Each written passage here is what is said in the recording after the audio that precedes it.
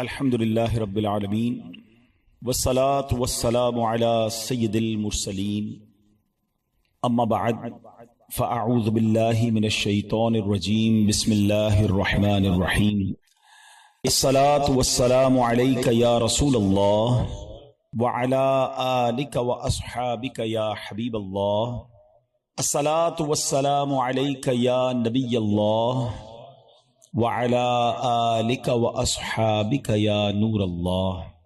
درود پاک پڑھنے کے بے شمار فضائل و برکات ہیں۔ درود پاک کب کب کہاں کہاں اور کیسے کیسے کام آتا ہے، سبحان اللہ۔ ایک ایسا وظیفہ ہے کہ جس کی جتنی فضیلت بیان کرے کم ہے، یعنی کون سی پرابلم ہے، کون سی مشکل ہے جس کا حل درود پاک میں نہیں ہے۔ اگر یہ کہے کہ ہر مصیبت کے تالے کی چابی درود پاک ہے تو یہ شاید غلط نہیں ہوگا۔ یقیناً بہت سارے لوگ یہاں بیٹھے ہیں، مہنگائی کا دور ہے، بعض اوقات قرضے کی ضرورت پڑ جاتی ہے۔ ایسا ہی ایک ماجرا تھا آج سے چند 100 سال پہلے۔ ایک دوست نے دوسرے دوست سے قرض لیا۔ جو میں واقعہ بیان کرنے جا رہا ہوں یہ درود پاک کی بڑی مشہور و معروف کتابوں میں بھی لکھا۔ مفتی امین صاحب رحمۃ اللہ تعالی نے اپنی کتاب آب کوثر میں بھی اس واقعے کو نقل فرمایا کہ ایک دوست نے اپنے دوسرے دوست سے 3000 دینار کا قرض لیا۔ 3000 دینار ایک اچھی رقم ہوتی ہے، یعنی سونے کی اشرفیاں۔ اور جناب ایک وقت طے ہو گیا کہ اتنے ٹائم کے بعد میں یہ قرض لوٹا دوں گا۔ وہ ٹائم آ گیا، دوست نے کہا بھائی میرے پیسے لوٹاؤ۔ تو اب اس دوست نے کہا کہ میرے پاس پیسے تو نہیں ہیں، میرا کاروبار بھی تباہ ہو گیا ہے، میں تمہیں پیسے نہیں دے سکتا۔ پہلے تو اس نے کافی کوشش کی، اس کو فالو اپ کیا، اس کو بار بار یاد دلایا۔ جب پیسے نہیں ملے تو اب اس دوست نے کیا کیا کہ عدالت میں چلا گیا۔ جج صاحب کو کہا کہ یہ میرا دوست ہے، مجھے پیسے لیے، پیسے ہی نہیں دیتا۔ جج صاحب نے اس کو بلا لیا اور پوچھا کہ بھائی تم نے پیسے دینے ہیں؟ کہاں پیسے تو دینے ہیں، پھر دیتے کیوں نہیں ہو؟ پیسے ہے ہی نہیں، کہاں سے دوں، سارا کاروبار تباہ ہو گیا، پیسے خرچ ہو گئے۔ جج صاحب نے کہا تمہارے پاس 30 دن ہے، 30 دن میں اس کو پیسے لوٹا دو، اور اگر نہیں لوٹا سکے تو پھر میں تمہیں جیل میں ڈال دوں گا۔ اب پیسے تو تھے نہیں، کاروبار کولیپس ہو گیا تھا۔ یہ بندہ گھر آیا پریشان کہ اب کیا کروں گا، 30 دن میں اتنی بڑی رقم کا انتظام کیسے ہوگا۔ مگر اس بندے نے کتابوں میں لکھا ہے کہ شاید وہ حدیث سن رکھی تھی یا پڑھ رکھی تھی کہ حدیث پاک میں آتا ہے جس کا مضمون ہے کہ کوئی بندہ اگر مشکل میں ہو، پریشانی میں ہو، تو اس کو چاہیے مجھ پر درود پڑھے کہ جو درود پاک ہے وہ بندے کی مصیبتیں اور پریشانیوں کو لے جاتا ہے۔ اس نے کہا اور تو کوئی طریقہ ہے نہیں، پیسے تو ہے نہیں۔ صبح سے لے کر شام تک درود پڑھنے لگا۔ 27 دن گزر گئے، 28ویں رات آ گئی۔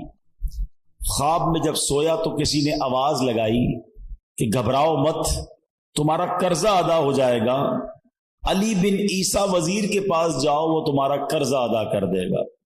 صبح اٹھا، سوچنے لگا پتہ نہیں کس کی آواز تھی، کوئی اشارہ تو ملا ہے مگر ایسے کیسے میں وزیر کے پاس چلا جاؤں۔ اگلا دن گزرا، پھر رات آئی۔ اب جو رات آئی تو نبی پاک علیہ الصلوۃ والسلام خواب میں تشریف لے آئے۔ نبی پاک علیہ الصلوۃ والسلام نے فرمایا گھبراؤ نہیں، علی بن عیسیٰ وزیر کے پاس جاؤ، وہ تمہیں تمہارا قرض ادا کر دے گا۔ صبح اٹھا تو بہت خوش، آقا نے زیارت کروائی، نبی پاک نے راستہ بھی بتا دیا۔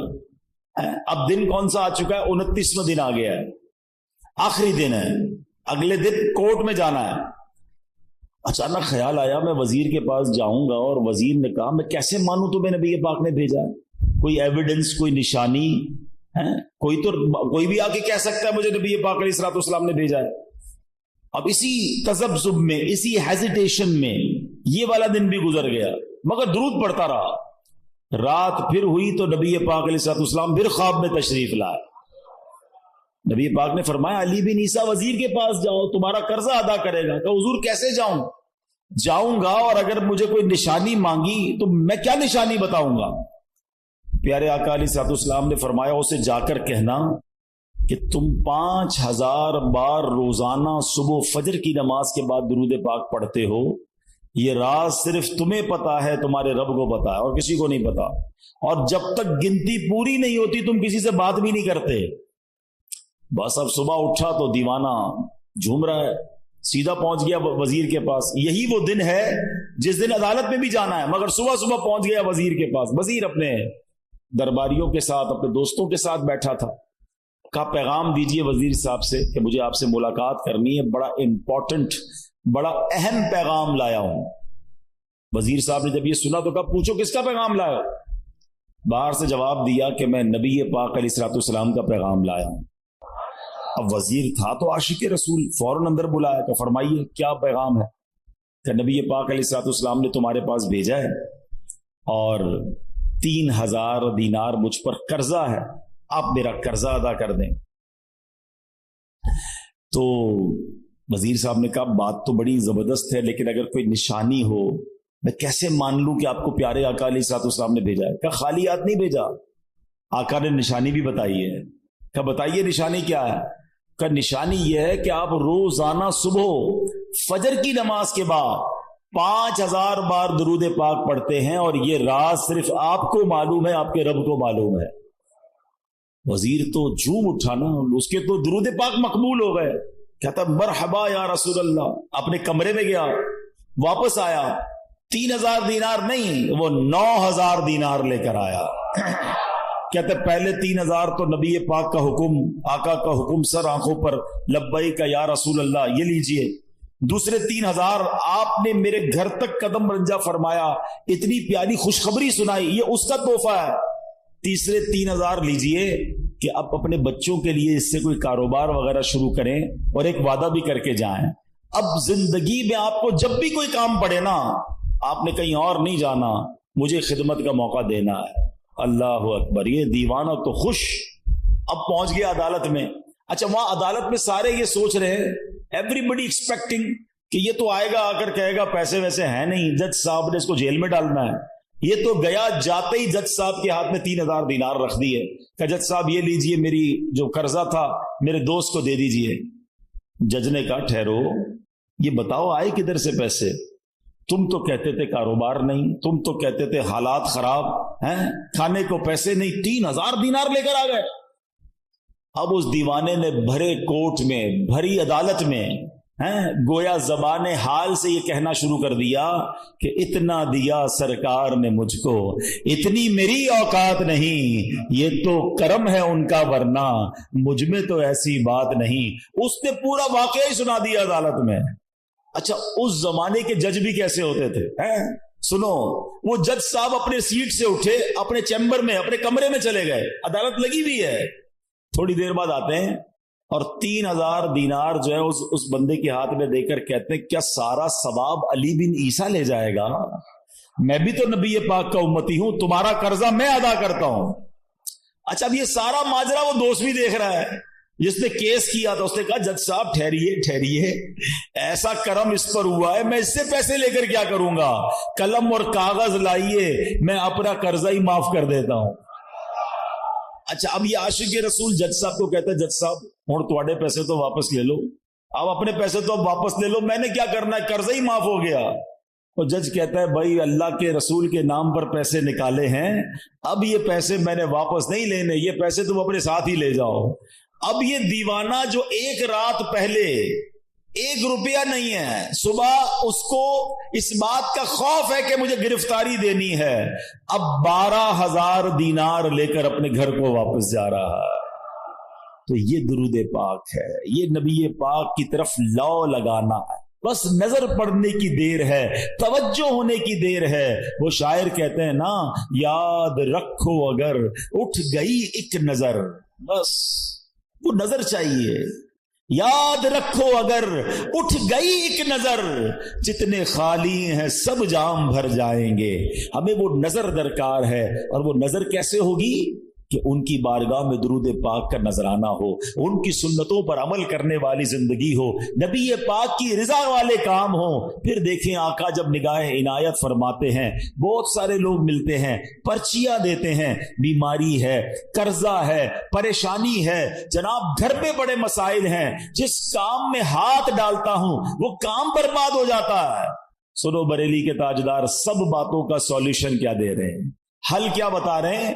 فرماتے قسمت میں لاکھ پیچ ہوں، 100 بل 1000 کج. کہتے گتھی بن گئی ہے نا زندگی، ایسا لگتا ہے گتھی ہو گئی ہے، سمجھ ہی نہیں آ رہا کون سا سرا پکڑوں، کیسے مسائل حل کروں، ایک مسئلہ حل کرتا ہوں دوسرا کھڑا، دوسرا حل کرتا ہوں تیسرا. امام عشق و محبت کہتے ہیں قسمت میں لاکھ پیچ ہوں، 100 بل 1000 کج. آقا یہ ساری گتھی ایک تیری سیدھی نظر کی ہے، ایک نظر پڑنی ہے ساری گتھیاں سلجھ جانی ہے. تو درود پاک پکڑ لو، اس کمال کا وظیفہ ہے، پکڑ لو اس کو، چلتے پھرتے اٹھتے بیٹھتے پڑھتے رہا. پھر دیکھو کیسے نگاہ کر رحمت ہوتی ہے. ہمیں کسی سے کیوں مانگنا ہے؟ منت غیر کیوں اٹھائیں، کوئی ترس جتائے کیوں. کیا بات کہتے ہیں اعلیٰ حضرت بھی ہے، کوئی ہم پر کیوں ترس جتائے یار، میں نبی پاک کا امتی ہوں نا. اعلیٰ حضرت کہتے کریم ایسا ملا کہ جس کے کھلے ہیں ہاتھ اور بھرے خزانے، بتاؤ اے مفلسوں کہ پھر کیوں تمہارا دل اضطراب میں ہے. ارے کیوں مانگے دنیا والوں سے، کیوں جائیں دنیا والوں کے پاس، میرے آقا وہ ہیں جن کے در سے تاجدار پلتے ہیں. اس گلی کا گدا ہوں میں جس میں مانگتے تاجدار پھرتے ہیں. کیوں جہاں کے تاجداروں خواب میں دیکھی وہ شے جو آج جھولیوں میں گدایان در کی ہے. ارے آقا کا در جب موجود ہے تو دنیا والوں سے کیوں مانگنا ہے، ہم نے اللہ سے مانگنا ہے. اللہ کے حبیب علیہ الصلوۃ والسلام کی بارگاہ میں التجا کرنی ہے، اور وہ بھی اس لیے کرنی ہے کہ اللہ نے یہ در دکھایا ہے، وہی رب ہے جس نے تجھ کو ہم تک کرم بنایا، ہمیں بھیک مانگ کو تیرا آستاں بتایا، تجھے حمد ہے خدایا. تو ہمیں دنیا والوں سے زندگی بھر ایک اصول بنا لو اپنا، خودداری ہونی چاہیے. ہاں خوددار کو غیب سے عطا کیا جاتا ہے. اللہ سے یہ دعا مانگو، یا اللہ مجھے بانٹنے والا بنانا، مجھے دینے والا بنانا، کبھی مانگنے والا نہ بنانا. پھر دیکھو تمہاری عزت بھی بڑھتی ہے، تمہاری روزی میں بھی برکت ہو جائے گی. تو بہرحال اللہ ہمیں کبھی کسی کا محتاج نہ بنائے، غیب کے خزانوں سے عطا فرمائے.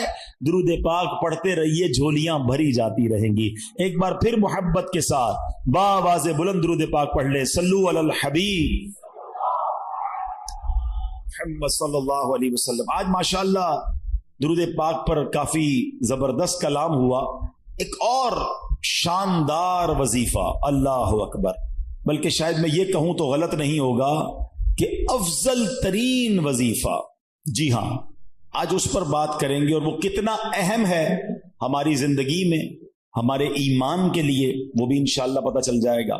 صحابی رسول حضرت شداد بن اوس رضی اللہ تعالی فرماتے ہیں کہ ہم صحابہ کرام علیہ رضوان اللہ پاک کے آخری نبی رسول ہاشمی صلی اللہ تعالی علیہ وسلم کی خدمت میں حاضر تھے. آپ علیہ الصلوۃ والسلام نے ہم سے پوچھا، ہل فیکم غریب، کیا کوئی تم میں اجنبی تو نہیں بیٹھا؟ صحابہ کرام نے کہا نہیں حضور، ہم سارے مسلمان ہی ہیں اور کوئی غیر نہیں ہے. تو نبی پاک علیہ الصلوۃ والسلام نے فرمایا اچھا ایسا کرو، دروازے بند کر دو. صحابہ نے دروازے بند کر دیے.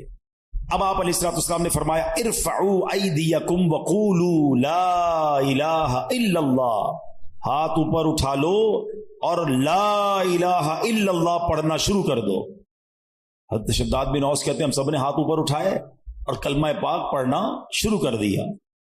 کچھ دیر اسی طرح ہم ذکر کرتے رہے، نبی پاک ذکر کرواتے رہے، اور اس کے بعد مالک جنت قاسم نعمت صلی اللہ تعالی علیہ وسلم نے خوشخبری سناتے ہوئے فرمایا ابشروا فإن اللہ قد غفر لکم، تمہیں بشارت ہو کہ بے شک اللہ پاک نے تمہیں بخش دیا ہے.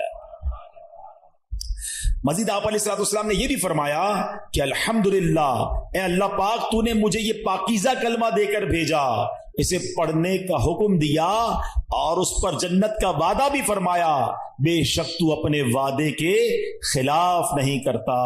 سبحان اللہ. تو کلمہ طیبہ افضل الذکر لا الہ الا اللہ، اس کے کمال کے فضائل ہیں. کیا خوبصورت شعر شاعر لکھتے ہیں نا، حسبی ربی جس نے کہا فیض کے دریا کو پایا، گوہر مقصد ہاتھ آیا، لا الہ الا کھل جائیں در جنت کے، دوزخ کی سب آگ بجھے، دل سے کوئی ایک بار کہے لا الہ الا اللہ، پڑھو لا الہ الا اللہ، لا الہ الا اللہ، سبحان اللہ۔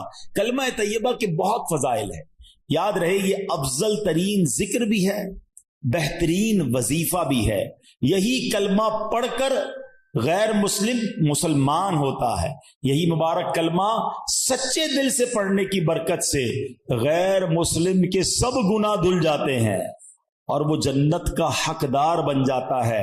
حلیت الاولیاء میں ہے، دو عالم کے مالک و مختار مکی مدنی سرکار صلی اللہ تعالی علیہ وسلم نے فرمایا، اللہ پاک ارشاد فرماتا ہے، بے شک میں ہی اللہ ہوں، میرے سوا کوئی عبادت کے لائق نہیں، پس اے لوگوں میری ہی عبادت کرو۔ تم میں سے جو کوئی میری بارگاہ میں سچے دل سے لا الہ الا اللہ کی گواہی کے ساتھ آئے گا وہ میری پناہ میں داخل ہوگا، اور جو میری پناہ میں داخل ہوا وہ میرے عذاب سے محفوظ ہو گیا۔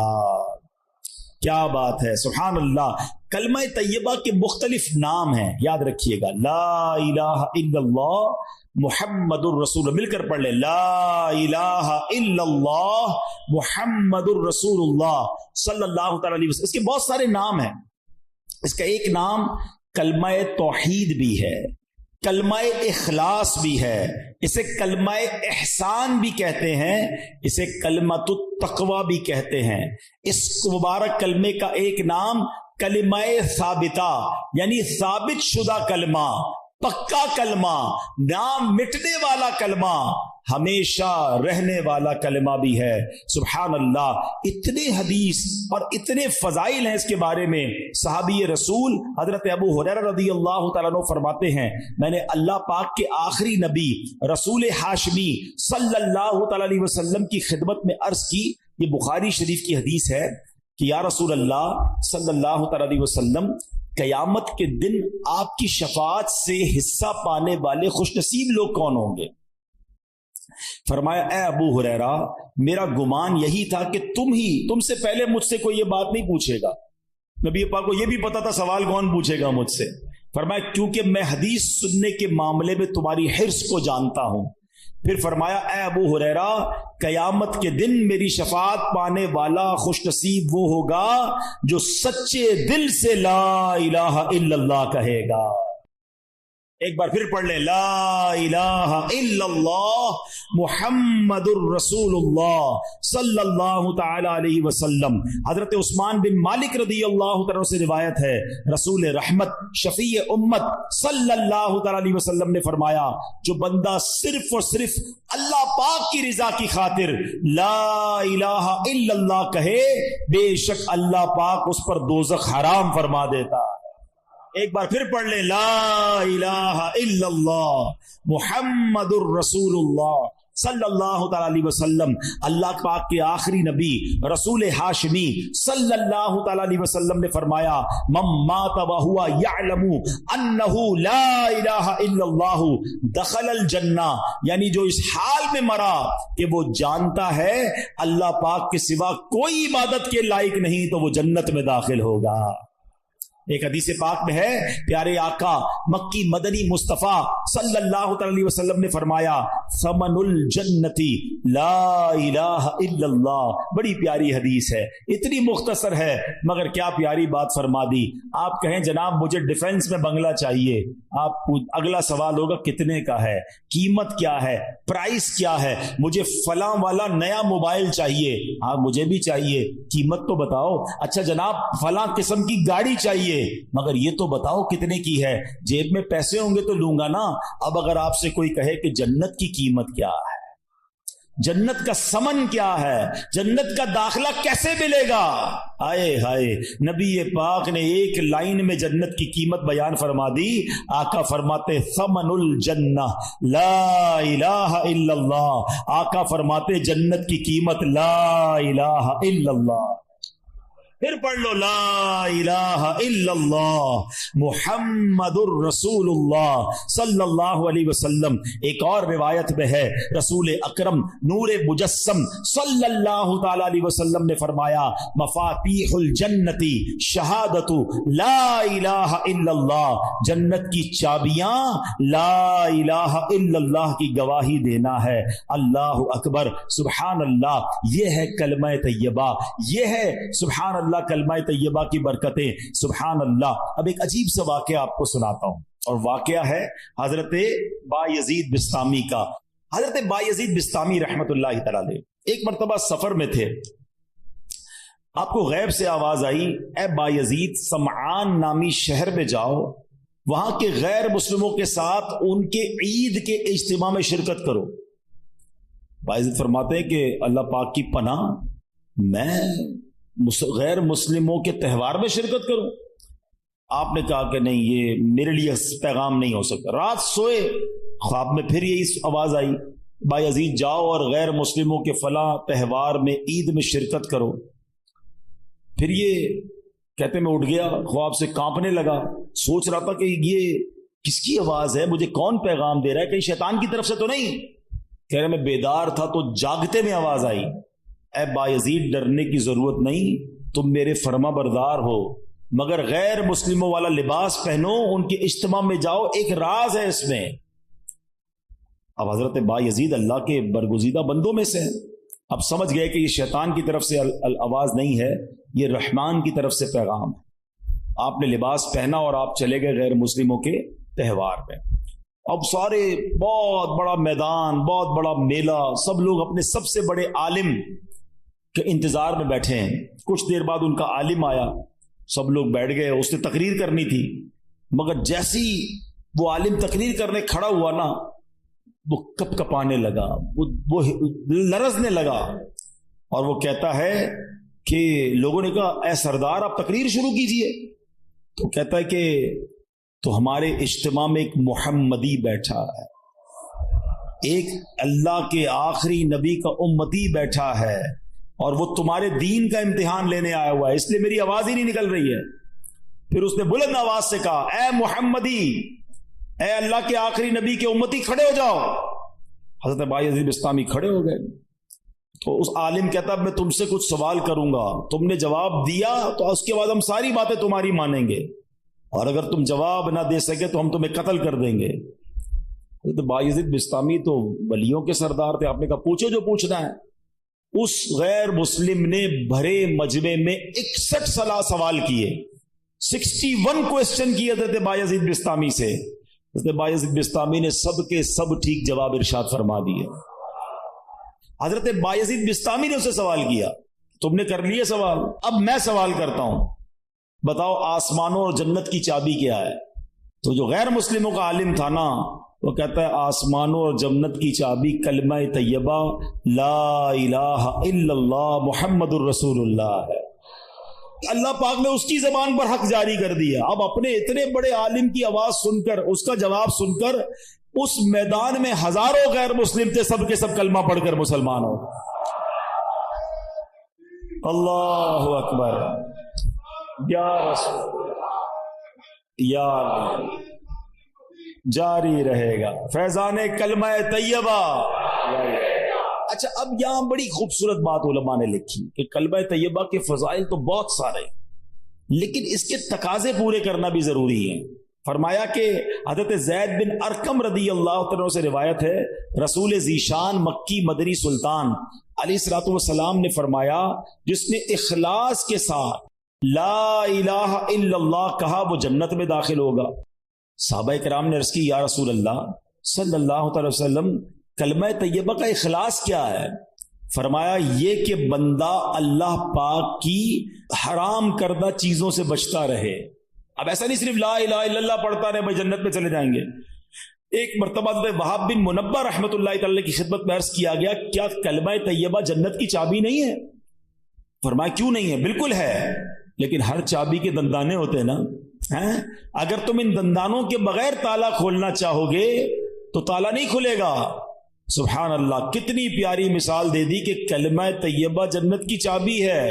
مگر اس کے دندانے کیا ہیں؟ نماز ہے، روزہ ہے، حج ہے، زکوٰۃ ہے، جو فرائض ہیں وہ اس کے تالے کی چابی کے دندانے ہیں۔ تو گویا کلمہ بھی پڑھنا ہے، نماز بھی پڑھنی ہے، روزے بھی رکھنے ہیں، فرض ہو جائے تو حج بھی کرنا ہے۔ چلو حج کے بارے میں بھی تھوڑی سی بات کر لوں۔ بڑی تعداد میں وہ لوگ ہیں جن پر حج فرض ہو جاتا ہے مگر وہ حج نہیں کرتے۔ اس کو آسان نہ سمجھنا، جس طرح نماز فرض ہے نا، جس طرح روزہ فرض ہے۔ آپ کو پتہ ہے اسلام کے 5 پلر بچپن سے پڑھ رہے ہیں، 5 ارکان اسلام، اسکول میں تھے جب سے، مدرسے میں جب سے پڑھے، سب نے پڑھے ہوں گے۔ کون کون سے ہیں؟ نماز، روزہ، حج، زکوٰۃ اور توحید کا اقرار، کلمہ پاک پڑھنا۔ تو اب کلمہ تو پڑھ لیا، اچھا نماز کو اب بھی لوگ پکا فرض سمجھتے ہیں، بعض لوگ زکوٰۃ اور حج کو اتنی اہمیت نہیں دیتے، یہ بھی پلر ہے اسلام کا۔ اور حج نہ کرنا، اب میں جو حدیث سنانے جا رہا ہوں نا وہ بڑی ہلا دینے والی ہے۔ حدیث پاک کا مضمون ہے، نبی پاک فرماتے ہیں جو کوئی شخص استطاعت کے باوجود، یعنی طاقت رکھتا ہے، پیسے بھی ہیں، گھر والوں کو بھی نان نفقہ دے سکتا ہے، ایسی صحت بھی ہے کہ حج کر سکے، استطاعت کے باوجود حج نہ کرے، آقا فرماتے ہیں مجھے کوئی پرواہ نہیں وہ عیسائی ہو کر مرے یا یہودی ہو کر مرے۔ یعنی معاذ اللہ اس کے ایمان پر خاتمہ نہ ہونے کا خوف ہے۔ لوگ کہتے ہیں یار بس حج کرنا ہے تو وہ ذرا بچی کی شادی کر لوں پھر کر لوں گا، وہ ذرا کاروبار سیٹ کر لوں پھر کر لوں گا، آج کل بڑی گرمی ہے، حج ذرا ٹھنڈ میں آئے نا پھر کر لوں گا۔ اور اللہ کے بندوں، ہمیں نہیں پتا ہم زندہ رہیں گے نہیں رہیں گے اگلے حج تک۔ کئی لوگ پچھلے حج میں ہمارے ساتھ تھے، اس بار نہیں ہیں۔ اگر فرض ہے تو دیر نہ کریں، اور اگر تم یہ سمجھتے ہو نا کہ 2-4 کام اٹکے ہوئے ہیں وہ ٹھیک ہو جائیں تو حج کروں گا، ارے تمہاری بھول ہے، وہاں چلے جاؤ، سارے کام ادھر سے ہی تو بن جاتے ہیں، بگڑے ہوئے بنتے ہیں سب کام مدینے میں، بٹتے ہیں جہاں بھر کے آلام مدینے میں۔ مشکل میں ہو تو جاؤ نا آقا کی دربار میں۔ اور لوگ کہتے ہیں حج کے پیسے تو ہیں مگر اس سے زیادہ نہیں ہیں، وہ کم ہو جائیں گے، بھول ہے تمہاری۔ حدیث پاک سناتا ہوں جس کا مضمون ہے حج کرو غنی ہو جاؤ گے۔ ہاں حج کرنے سے مال میں بھی برکت ہو جاتی ہے، حج میں سستی نہیں۔ حج ایک ہی بار فرض ہے، ایک بار کر لیا پھر بار بار نہیں ہے۔ لیکن جس نے ایک بار بھی نہیں کیا، اچھا ایک اور عجیب فینومینا، عمرے کرتے رہتے ہیں، ہر سال عمرہ کرتے، حج نہیں کیا۔ ارے بھائی تم 100 عمرے کر لو، تمہارا فرض ادا نہیں ہوا ہے۔ کوئی 100 نفل پڑھے اور فرض نہ پڑھے تو کیا ہوگا؟ فرض ادا ہو جائے گا؟ نہیں ہوگا نا، فرض کرنا پڑے گا نا۔ یہ بالکل اسی طرح حج کرنا پڑے گا۔ اور میں آپ کو سچ بتاؤں، کسی عاشق رسول کے ساتھ حج کر لیا نا، پھر حج کی بار بار کیے بغیر چین آئے گا نہیں۔ حج کا مزہ بھی اور ہے، حج کا لطف ہی اور ہے، عرفات کا میدان، مزدلفہ کی راتیں، مینا کی بہاریں۔ آؤ اللہ سے دعا کرتے ہیں اللہ کلمہ پاک کی برکت سے اسی سال ہم سب کو حج نصیب فرما دے۔ اے اللہ تیرے خزانوں میں کمی نہیں، ہمیں اسی سال تیرے گھر آ کر لبیک پڑھنا بھی نصیب فرما دے۔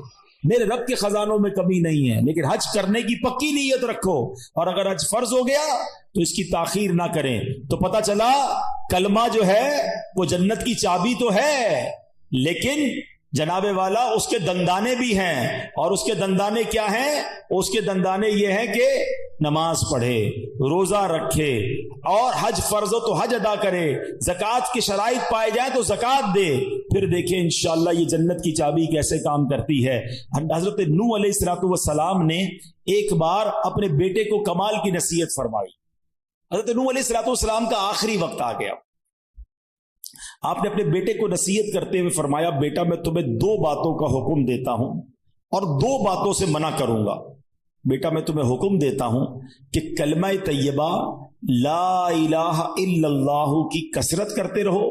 بے شک اگر ترازو کے ایک پلڑے میں 7 آسمانوں اور 7 زمینیں رکھ دی جائیں، دوسرا ایک پلڑے میں کلمہ طیبہ رکھ دیا جائے تو 7 آسمانوں اور 7 زمینیں کا جو وزن ہے اس کے مقابلے میں کلمہ طیبہ کا وزن بڑھ جائے گا۔ دوسری نصیحت فرمائی بیٹا سبحان اللہ و بحمدہ کی کثرت کیا کرو، بے شک یہ ہر چیز کی تسبیح ہے، اس کی برکت سے مخلوق کو روزی دی جاتی ہے۔ دوسرا وظیفہ کیا مل گیا؟ سبحان اللہ و بحمدہ، سبحان اللہ و بحمدہ، سبحان اللہ و بحمدہ، روزی میں کمال کا وظیفہ ہے۔ جس کی روزی میں پرابلم ہو روز صبح کم از کم 112 بار پڑھ لیا کرو. اب آئیے فرماتے بیٹا میں تمہیں مزید 2 نصیحتیں کرتا ہوں. شرک اور تکبر سے بچتے رہنا. تو یہ 2 باتیں پازیٹو جو کرنے والی ہیں, 2 باتیں جن سے بچنا ہے, اس کو پکڑ لیجئے. کلمہ پاک اور سبحان اللہ و بحمدہ کا ذکر کرنا ہے, اور شرک اور تکبر سے بچنا ہے. یہ حضرت نوح علیہ الصلوۃ والسلام کی سبحان اللہ وصیت بھی ہے اور شاندار نصیحت بھی ہے. اور سبحان اللہ کلمہ پاک کی ایک اور فضیلت سنیں. حضرت عبداللہ ابن عباس فرماتے ہیں دن اور رات میں کل 24 گھنٹے ہیں, اور کلمہ طیبہ کے حروف بھی 24 ہی ہیں. جو ایک بار کلمہ طیبہ پڑھتا ہے اس کا ہر حرف 1 گھنٹے کے گناہوں کا کفارہ بن جاتا ہے. بس جب بندہ ہر روز 1 مرتبہ کلمہ طیبہ پڑھے اس پر کوئی گناہ باقی نہیں رہتا. اب سوچو جو دن میں کئی بار کلمہ پاک پڑھتا ہے اس پر کتنا اجر و ثواب ملتا ہوگا. تو یہ ذکر جو ہے اپنی زندگی میں شامل کر لیجئے. نبی پاک علیہ الصلوۃ والسلام نے فرمایا قیامت کے دن اللہ پاک فرشتوں سے فرمائے گا کلمہ طیبہ پڑھنے والوں کو میرے قریب کر دو اور میرے عرش کے سائے میں جگہ دو, بے شک میں ان سے محبت کرتا ہوں. اللہ کا محبوب بننا ہے تو کلمہ پاک کا ورد کیجئے. اللہ اکبر. میں نے ایک شروع میں بات کہی تھی کہ افضل الذکر کیا ہے. اب حدیث سن لو. احمد مجتبی رسول خدا صلی اللہ تعالی علیہ وسلم نے فرمایا افضل الذکر لا الہ الا اللہ و افضل الدعاء الحمدللہ. آقا فرماتے ہیں افضل ذکر ہے لا الہ الا اللہ اور افضل دعا ہے الحمدللہ. تو سبحان اللہ کلمہ پاک بھی پڑھنا ہے اور بات بات پر اللہ کا شکر بھی ادا کرنا ہے. بہرحال میرے پیارے اسلامی بھائیوں, اب ایک اور اہم بات سبحان اللہ کہ ہمیں جب آخری وقت کسی کا آ جائے نا, کسی مردے کا, کسی شخص کا آخری وقت, انتقال کا وقت قریب آ جائے تو اس وقت اس کے پاس جا کر کلمہ پاک کی تلقین کرنی چاہیے, کلمہ سکھانا چاہیے. نبی پاک کا فرمان لقنوا موتاکم لا الہ الا اللہ, اپنے مردوں کو لا الہ الا اللہ کی تلقین کرو, یعنی جو مرنے کے قریب ہو اسے کلمہ سکھاؤ اس طرح کہ اس کے پاس بلند آواز سے کلمہ پڑھو. اب اس کا طریقہ بھی سمجھ لیں. بعض اوقات پتہ ہے کیا غلطی کرتے ہیں, کسی کا آخری وقت ہو اس کے پاس جا کر کہتے ہیں کلمہ پڑھو, لا الہ الا اللہ پڑھو, لا الہ الا اللہ محمد رسول اللہ پڑھو. یہ نہیں کرنا چاہیے. یہ بڑی اہم بات بتانے جا رہا ہوں. جو سکرات کا وقت ہوتا ہے نا, بڑی تکلیف میں ہوتا ہے بندہ, اس کو بڑی مشکل ہو رہی ہوتی ہے. خدا نہ خواستہ اس تکلیف میں اگر اب اس نے یہ کہہ دیا نا میں نہیں پڑھتا, میں کلمہ نہیں پڑھتا, تو کہیں ایسا نہ ہو اس کا خاتمہ برا ہو جائے. ہمیں کرنا پتہ ہے کیا, میں یہ نہیں کہتا کہ جو یہ کہہ دے میں نہیں پڑھتا اس کا خاتمہ برا ہوا, لیکن آپ کے دل میں تو بات رہ جائے گی نا یار اس نے منع کر دیا تھا کلمہ پڑھنے سے. تو یہ بات نہ کریں, بلکہ طریقہ صدر الشریعہ مفتی امجد علی اعظمی نے بہار شریعت میں لکھا نزا کی حالت میں جب تک روح گلے کو نہ آئی ہو مرنے والے کو تلقین کریں. کس طرح کریں؟ اس کے پاس جائیں اور بلند آواز سے خود کلمہ پڑھنا شروع کر دیں. اشہد ان لا الہ الا اللہ واشہد ان محمد رسول اللہ پڑھتے رہیں. اب اس کو کہنے کا حکم نہ دیں, آپ پڑھتے رہیں تاکہ وہ سنے اور اس کو یاد آ جائے. اور جب اس بندے نے کلمہ پڑھ لیا نا آپ چپ ہو جائے, اب کوئی اور بات نہ کرے. اس کا آخری جملہ نکل چکا ہے نا کلمہ, اب آپ خاموش ہو جائے.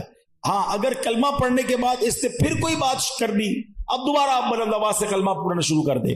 کوشش کریں کہ اس کا آخری کلام جو ہے وہ لا الہ الا اللہ محمد الرسول اللہ صلی اللہ تعالی علیہ وسلم ہو جائے. اللہ مجھے اور آپ کو مرتے وقت بھی کلمہ نصیب فرمائے. کس کس کی تمنا ہے مرتے وقت کلمہ پڑھنا ہے؟ سبحان اللہ. آج کل پڑھتے ہو؟ مرتے وقت سب کو پڑھنا ہے. روزانہ کتنی بار پڑھتے ہو؟ آج کا بیان نکال دیں, آج کے بیان میں تو ماشاءاللہ کئی بار ہم نے پڑھ لیا. آپ چوٹ کرنے کے لیے کہہ رہا ہوں, پچھلے 1 ہفتے میں کتنی بار کلمہ پڑھا؟ اپنے آپ کو جواب دینا, مجھے جواب مت دینا. تمنا کیا ہے کہ مرتے وقت کلمہ پڑھوں, آخری زبان پر کلمہ پاک ہو, زندگی میں نہیں پڑھنا ہے. کتنی فضیلتیں سن لی, افضل الذکر کہا گیا اس کو. اور ایک بات یاد رکھنا, مرتے وقت تو ویسے ہی پڑھنا مشکل ہوگا. ہاں زبان بھاری ہو جائے گی. آپ نے دیکھا بخار میں الفاظ نہیں نکلتے, سر میں درد ہو تو بات کرنے کو جی نہیں چاہتا, پیٹ میں درد ہو زیادہ بندے کی منہ سے بات ہی نہیں نکلتی ہے. ارے یہ پیٹ کا درد، سر کا درد، بخار کچھ نہیں ہے.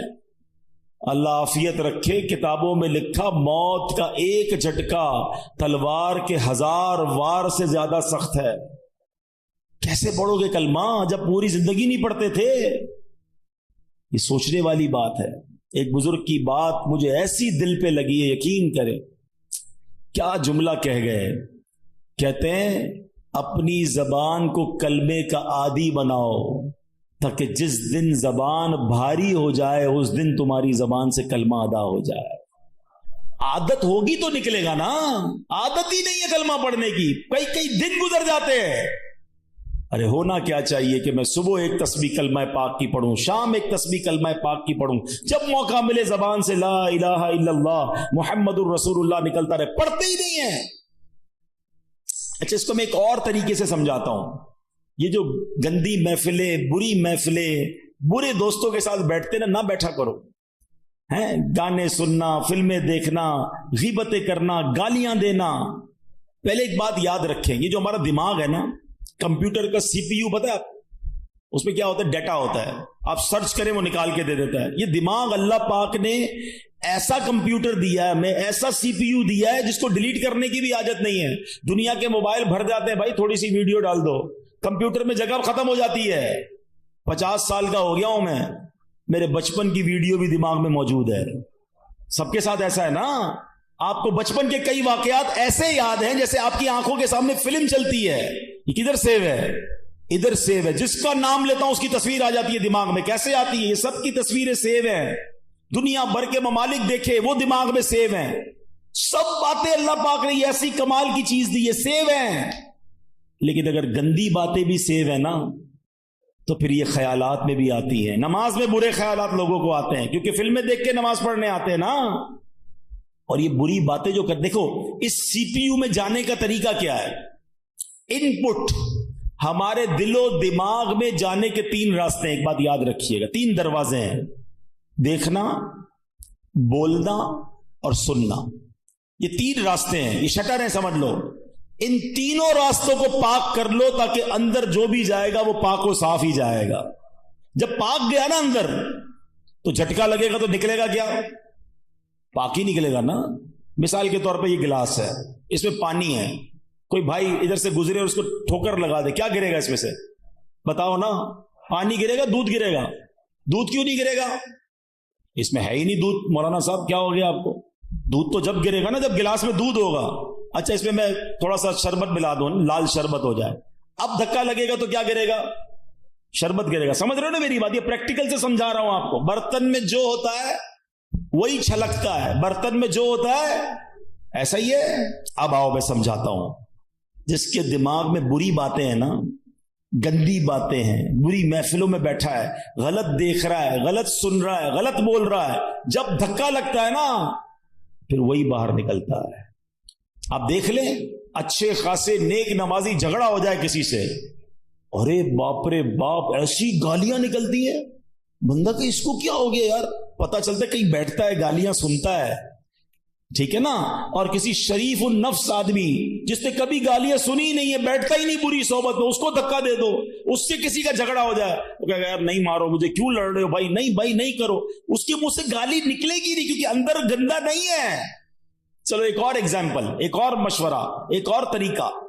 آپ کشتی میں کہیں جا رہے ہیں، اچانک جھٹکا لگا آپ کو، اترتے اترتے پیر سلپ ہو گیا، کسی نے دھکا دے دیا، فوراً آپ کی زبان سے کیا نکلتا ہے؟ چیک کر لو. آپ کچھ خوش نصیب وہ ہوں گے جیسے ہی دھڑکا لگتا ہے نا ان کی زبان سے نکلتا ہے لا الہ الا اللہ، یا رسول اللہ، یا غوث پاک. سمجھ لو اندر صحیح بھرا ہوا ہے. سمجھ رہے ہو؟ اندر آپ کا پاک بھرا ہوا ہے، جھٹکا لگ رہا ہے، اچھا ہی نکل رہا ہے. مگر ایسے بھی لوگ سن رہے ہوں گے کہ جب جھٹکا لگتا ہے نا گالی نکلتی ہے. ابے تیری، ابے او، پتہ نہیں کیا کیا بولتے ہیں یار. ذرا سا موٹر سائیکل کو بریک لگے سامنے والے کو گالیاں شروع. مطلب کیا ہے؟ اندر کیا بھرا ہوا ہے؟ گندا بھرا ہوا ہے. موت کا جھٹکا لگے گا اور خطرناک جھٹکا لگے گا. اندر اچھا بھرا ہوا ہوگا نا وہ باہر آ جائے گا. اور اگر اندر برا بھرا ہوا ہوگا نا، بے حیائی، برائی، گالیاں، مارے نہ جائیں، کہیں مرتے وقت بری باتیں زبان پہ نہ آ جائیں۔ ہماری تمنا کیا ہے؟ کلمہ پڑھتے پڑھتے، درود پڑھتے پڑھتے، یا رسول اللہ کہتے کہتے ہیں میں وہ سنی ہوں جمیل قادری مرنے کے بعد میرا لاشا بھی کہے گا الصلاۃ والسلام۔ یہ پڑھتے پڑھتے جانا ہے نا، تو دنیا میں پڑھو گے تو آخرت مرتے وقت آئے گا نا زبان پہ، ادھر گالیاں دینی ہے، ادھر لڑائیاں کرنی ہے، ادھر غیبتیں کرنی ہیں، اور تمنا یہ کہ مرتے وقت کلمہ نصیب ہو۔ نہ کرو ایسا، آج سے نیت کر جاؤ کہ اگر کلمے والی موت چاہیے تو کلمے والی زندگی بھی چاہیے۔ چابی اگر جنت کے دروازے کو کھولنے والی چاہیے تو چابی کے دندانے بھی تو چاہیے نا۔ تو اب انشاءاللہ ذکر و درود سے زبان کو تر رکھیں گے انشاءاللہ۔ کیا بات ہے میرے پیر و مرشد کی، بچپن سے ان کی نعتیں سن رہے ہیں، اب حدیثیں پڑھ پڑھ کے اور سمجھ آتی ہیں کہ کیا دعائیں، کیا التجائیں امیر اہل سنت نے اپنے کلاموں میں لکھ دی ہیں۔ کیا خوبصورت شعر تھا، ہم بہت پرانی نعتیں اور ہم پڑھتے تھے۔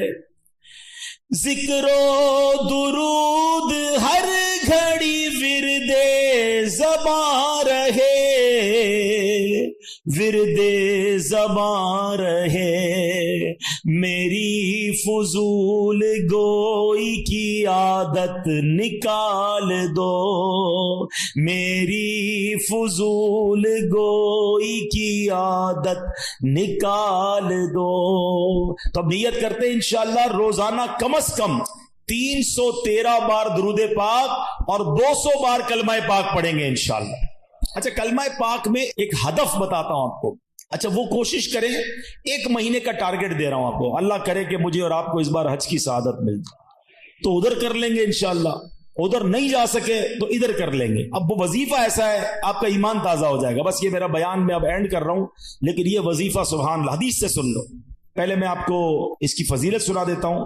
حدیث میں آتا ہے کہ جو 70,000 مرتبہ کلمہ طیبہ پڑھ لے اس کی مغفرت کر دی جاتی ہے، یہ روایتوں میں آتا ہے، ٹھیک ہے؟